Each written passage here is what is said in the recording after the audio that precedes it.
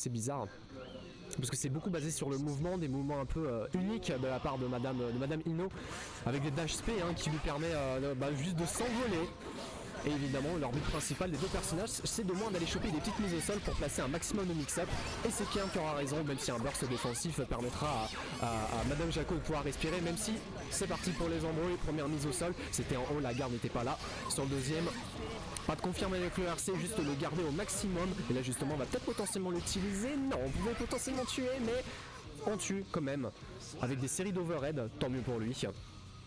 Et bonjour à tous, évidemment, moi j'ai le chat à côté. J'espère que vous allez bien évidemment pour cette overdrive monthly organisée par Dorf au next level, par next level je crois. Et qui encore continue à montrer à quel point il est très fort parce que situation déjà perfecte avec un très bon roll break, bonus positif pour garder un maximum de barres et encore une fois un autre overhead et un burst qui sera baité avec des guillemets, avec le Stroke the Big 3.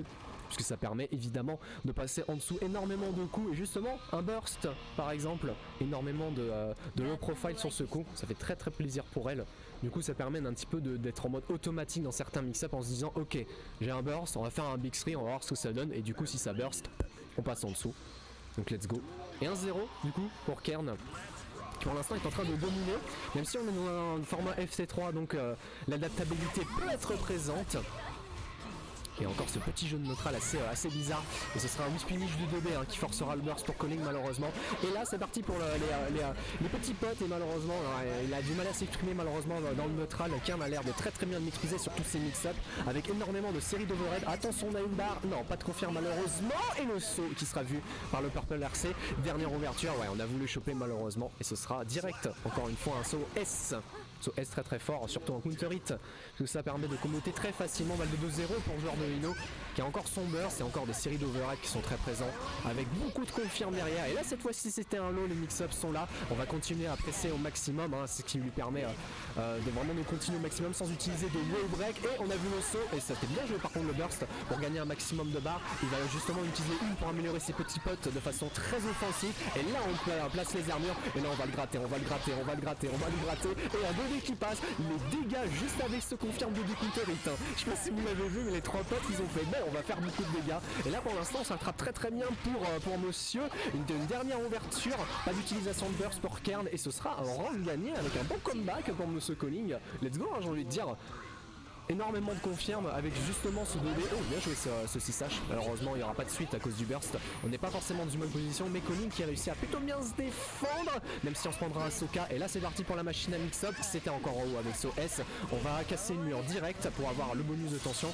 Et ce qui va lui permettre évidemment d'aller choper 50% de barre et un big streak counter hit. Et si ça tue, bah ouais.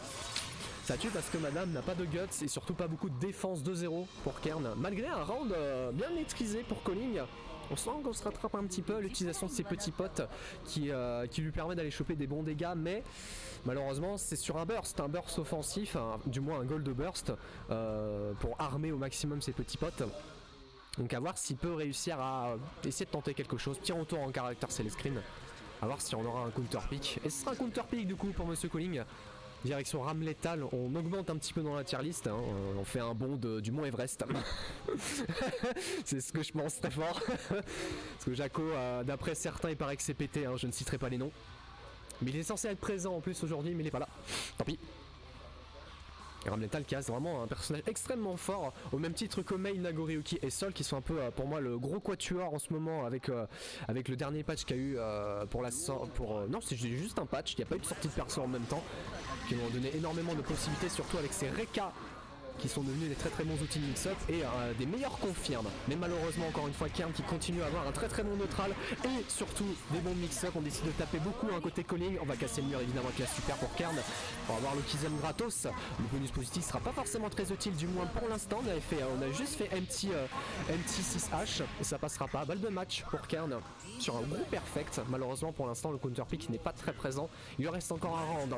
Il peut le faire et c'est un gros close qui sera immédiatement cassé. Bon, ok, counter poke avec le 2H, avec une grosse mise au sol justement avec ses nouveaux Reka. Et là pour l'instant dans une très bonne position pour Calling, même si la dive lui permet de faire sortir du coin. Mais le Purple RC qui casse le momentum, qui lui permettra de punir le landing.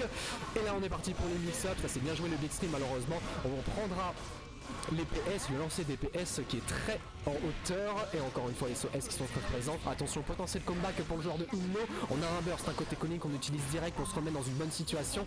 Oh, ça c'est le petit 6P qui permet d'esquiver et malheureusement l'explosion qui a surpris Kern. Et là on est dans une très bonne position et on va continuer encore à balancer des frame traps, à mettre les setups avec les épées et 2K 2D et le nouveau Reka qui lui permet de confirme.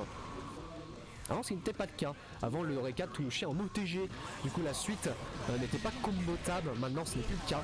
Même chose pour Bandit Revolver de sol, mauvaise position pour Konung, et on va casser le mur évidemment par Ken qui est pour l'instant dans une belle phase en mode perfect. Ouah, c'est passé en dessous du dragon, parce qu'après tout pourquoi pas, et perfect, 3-0, GG Kern, très fort, hein. Très fort Kern.